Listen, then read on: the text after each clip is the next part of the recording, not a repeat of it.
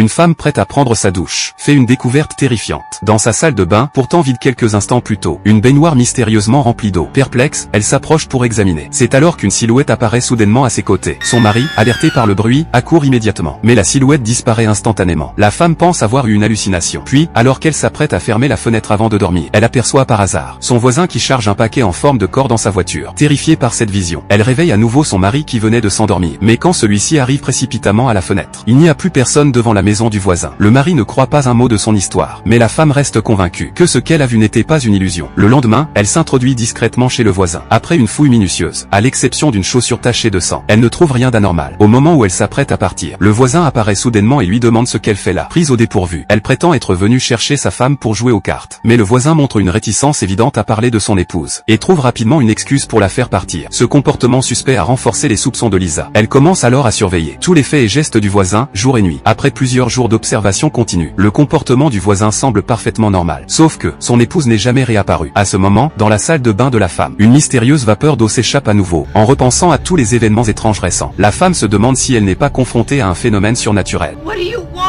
À peine a-t-elle posé cette question, que des mots apparaissent soudainement sur le miroir. La femme est maintenant complètement terrifiée. Il semble que toutes ses suppositions étaient justes. Le fantôme qu'elle a aperçu à plusieurs reprises pourrait bien être l'âme de l'épouse du voisin. Pour lui rendre justice, elle confronte le voisin, et devant tout le monde, l'accuse sans hésitation de ses crimes. Alors que le voisin affiche un air déconcerté, son épouse surgit soudainement. Il s'avère qu'ils avaient simplement eu une petite dispute ces derniers jours, et l'épouse était temporairement retournée chez ses parents. C'est maintenant au tour de Lisa d'être confuse. Elle commence à douter de sa propre santé mentale, mais les événements étranges qui continuent de se produire semblent lui rappeler constamment que la situation est bien plus complexe qu'il n'y paraît. Ce soir-là, le cadre photo récemment réparé se brise à nouveau mystérieusement. Lisa sent que quelque chose ne va pas. Elle ouvre soigneusement le cadre et découvre un journal caché à l'arrière, relatant la disparition d'une jeune femme. Cette fille travaillait dans la même entreprise que son mari. Elle cherche immédiatement des informations en ligne et découvre avec stupeur que cette jeune femme lui ressemble étrangement. Lisa est complètement bouleversée. Elle réalise enfin que tout ceci n'est pas une coïncidence. Quelqu'un semble la guider pour révéler un terrible secret. Déterminée à découvrir la vérité, elle retrouve rapidement la mère de la jeune fille. Elle a dit à Lisa que sa fille avait disparu il y a 1 an, et qu'on ignore toujours si elle est vivante. Lorsque Lisa voit la photo de la jeune fille, elle reconnaît le fantôme qu'elle a aperçu.